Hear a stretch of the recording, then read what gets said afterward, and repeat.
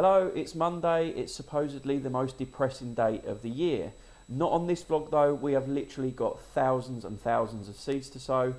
So we'll be doing that together and talking about everything from the pots that I'm using to the soil that I'm using and how I plan to look after them. But first, it's a cup of tea and then we'll jump straight into the video.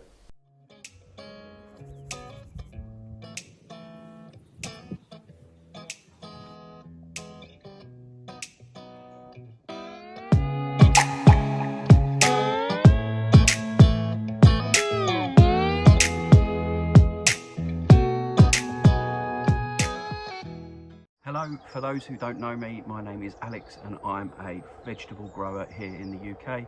I've got a vegetable farm / market garden and I'm growing commercially for my second year on a much bigger scale to produce a CSA veg box service for the people of Essex. Just need to put up some additional light in my unit quickly. Yeah, shouldn't take too long.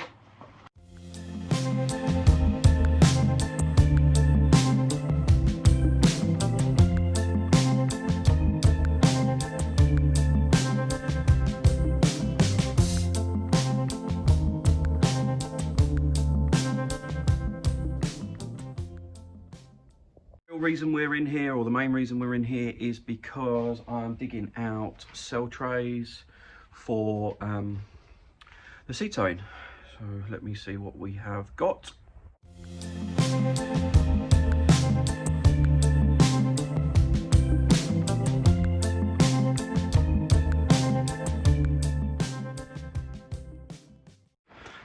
Why do I think, whoa, nearly fell over. Why do I think even when I'm working in the garden where it's not that bad sowing seeds, I can get away with wearing shoes like this? It's January, for Christ's sake.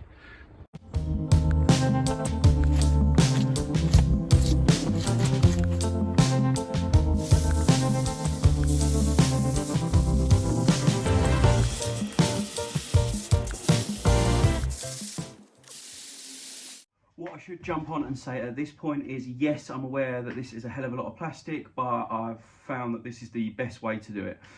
Soil blocks I'm not comfortable with yet, but I'll carry on working on with that, or soil blockers, should I say, you know, the thing that makes blocks of soil without plastic.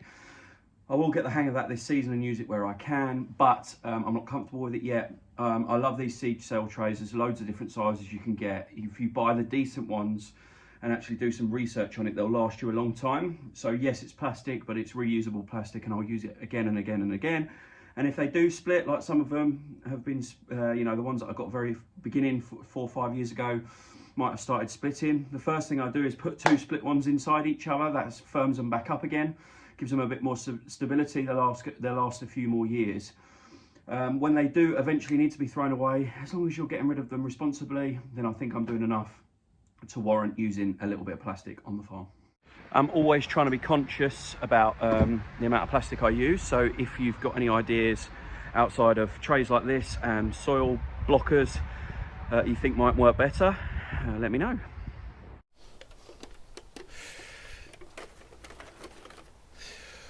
Okay, so the first thing that I'll talk you through is the trays that I'm using. You've seen them already, obviously, but we'll go into a little bit more detail. So, as I said, plastic trays ranging in all different sizes.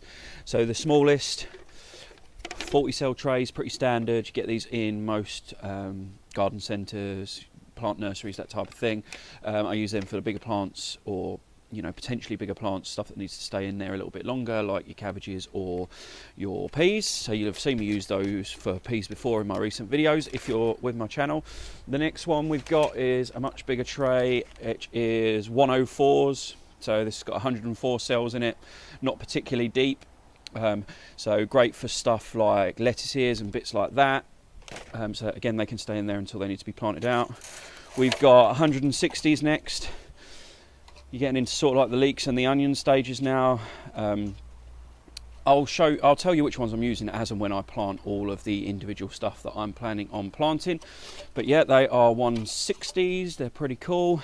And then my favourite, because it's just hardcore, is 252. So you've got 252 tiny little cells in there.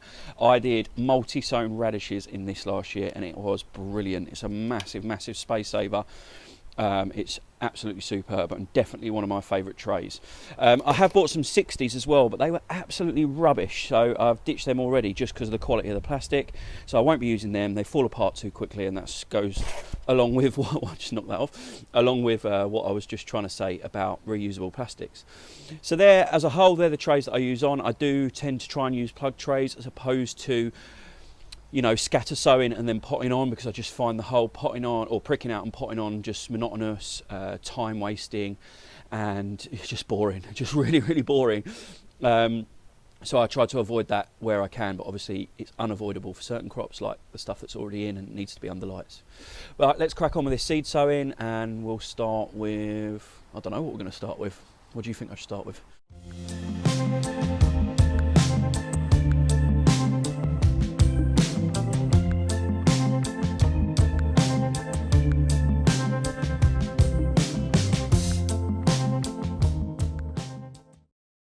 First thing I'm doing is ramrod from Premier Seeds. There's 10,000 seeds here, which is epic.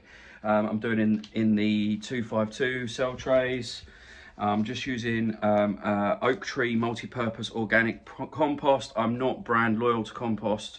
I haven't found one that I love. I haven't found one that I don't really like. So I just get what's on offer at the time. As long as it's organic, I'm not too fussed. So you're going to start off with them. Ramrod, personally, I love these. There's like spring onions on steroids. They are huge things, look really great, really dark green stems, really, really prolific. I'll be multi-sowing those in these, like I said, 252 trays. So let's jump straight into it.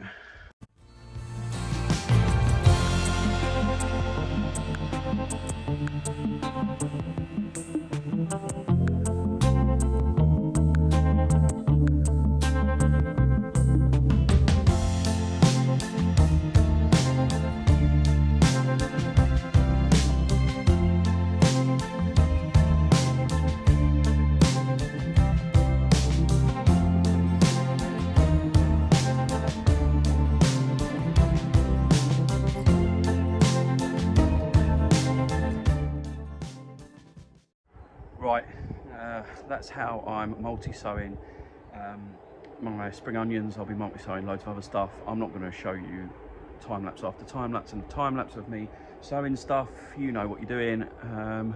Let me crack on and I'll jump out the other side and tell you how I got on.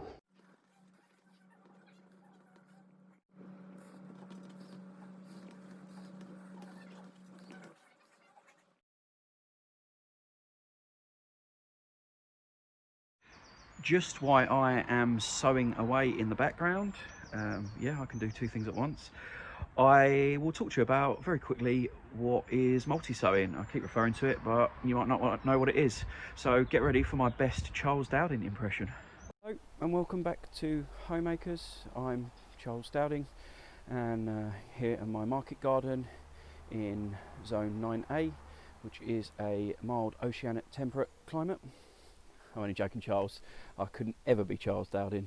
So multi-sowing is really, really simple. It's a time saver, a space saver and a compost saver, and effectively you use the seed trays that I'm using, and rather than putting one seed in each of these cells, depending on what the crop is or the seed is that you're sowing, you put 2 or 3 or 4. So let's use beetroot as an example. I put 3 seeds at least in each of these, and I don't prick them out or pot them on. I plant them in that clump straight into the ground when they're ready and they've got their true sets of leaves. What they then do in the ground is compete for nutrients and energy, and they grow at different rates. So naturally, without having to sow in 3 separate successions, you get a succession of beetroot with half the space, or a third of the space, a third of the time, and a third of the effort. That's it in a nutshell. That was your crash course in multi-sowing. All joking aside, if you want some more information on multi-sowing, you should check out Charles Dowding. If you watch gardening on YouTube, you already know about him, but that's where I learned it from, and fair play, he does some brilliant videos. So what does that mean for us? That just means if I've just used 252 seed cell tray and I've just sown at least 7 seeds per tray, that is quick maths, 1, 7, 6, 4, that's at least 1,764 seeds we've just sown that will germinate into lovely big fat spring onions.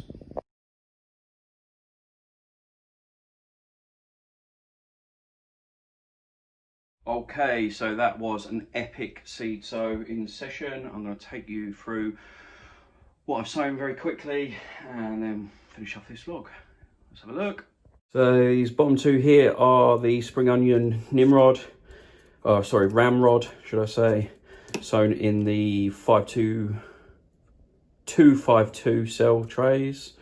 Then we've got 160 cell trays, and we've got 2 trays with 4 seeds per cell in of leek blue de solis, which is quite a historic variety of leek. But I like them because they're short fat leeks, which is good. And then in this one, which is the 104s, we've got mustard lettuce, tatsoi red and mustard lettuce red frills. They're multi-sowing, but just 2 seeds per cell. And then over here onto the 40 cell seed trays. These are all 1 per cell, all 8 trays of this. Cabbages, so we've got 4 trays of cabbage, Rigoletta, is it called Rigoletta F1 variety? And then at the front we've got 2 trays, so 80 cells of red acre cabbage, 1 per cell, and 2 trays of 40 cells, 1 seed per cell of cabbage primo, or primo, however you want to pronounce it. So that is all done. I don't know what that is. An empty bottle of gin in the background. They will now stay stacked like they are, like you've just seen in those clips, in the utility room in the house, where it's warm but not like really hot.